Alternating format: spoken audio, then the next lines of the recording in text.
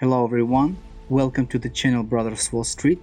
Here you find useful and interesting information on various topics related to finance, market and investment. We hope you enjoy our content and learn something new. Thank you for watching. Investing involves risk. Please note that this video is intended solely for entertainment and educational purposes only and does not constitute financial advice. Why is the market moving up despite negative market data? Well, there are several reasons for this.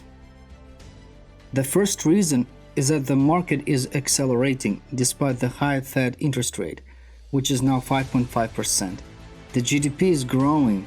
Last quarter it was 2.4% compared to 12 months ago. The unemployment rate is low, which means people want to work and keep their jobs. We live in a time when we see things for the first time. It's kind of unusual to see a growing economy and high interest rates at the same time. This year, only 5 sectors moved the market up: technology, communication services, consumer cyclical, industrial, and financial. Stocks like Apple, Amazon, Tesla, Google, Nvidia, Meta, and others have a high return this year and move the market up. Another reason of the market moving up is the company's buybacks. Company buyback is the share repurchase from the market. When a company buys back its shares, the demand for those shares increases. This increased demand can lead to an increase in the share price of a company and the market overall. The biggest company buyback this year is Apple, Marathon Petroleum, Discover, Salesforce, and others. The current Fed interest rate is 5.5%, and more likely that the rate will be paused in September at the next meeting. We have a unique situation now. With a rising Fed interest rate, the national debt rises with that as well, creating even more hidden inflation that might be stuck for years. When Jeremy Powell makes a decision about inflation, he pays attention to these 4 graphs, which measure the inflationary changes in prices of goods and services. The main goal for Fed is to keep inflation below 2% rate. Yes, Jeremy Powell has made a lot of job this year.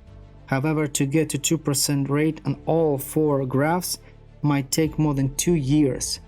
We see on the CPI and PCE that the inflation is going down.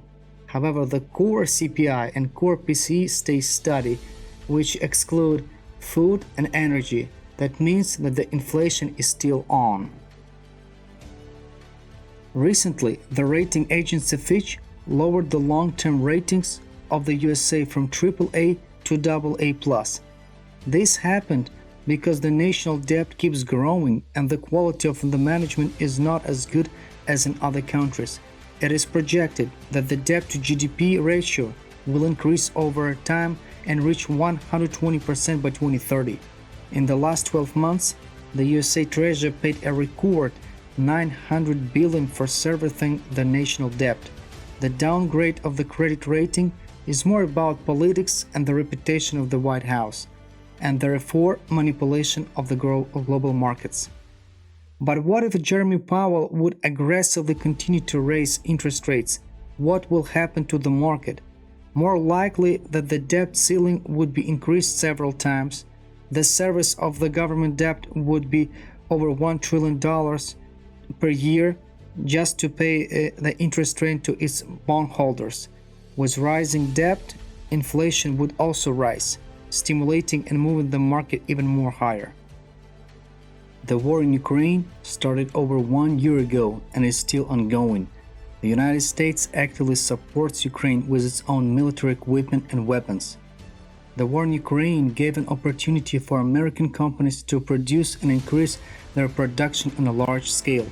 American military technology proved its effectiveness on the battlefield, which ended up being some incredible advertisement for selling to other countries abroad.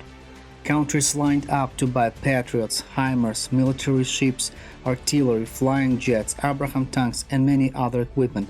Selling military equipment not only gives a boost to the economy, but also fuel market growth. In the long term, companies like Lockheed Martin, Raytheon Technology, and Boeing will reap benefits from military contracts and uncertainty in the future. A financial reform is expected to be in the near future in the United States, which will contribute to the reboot of the entire financial system. This is the adoption of a digital currency CBDC by the central bank. This reform will attract an influx of capital and will contribute to even greater market growth. The most important question for many investors: is it a good time to buy stocks now? Right now, a lot of stocks are at the peak level. They might grow even higher. However, now it is not a good time to buy. Now it is good time to rebalance your portfolio, hedge your portfolio, or simply keep cash in your account. The most important thing is that you as an investor are responsible for your money and decisions you make. If you like this video, please give me a thumb up and write your comments below on USA market growth. Thank you for your time and happy investing.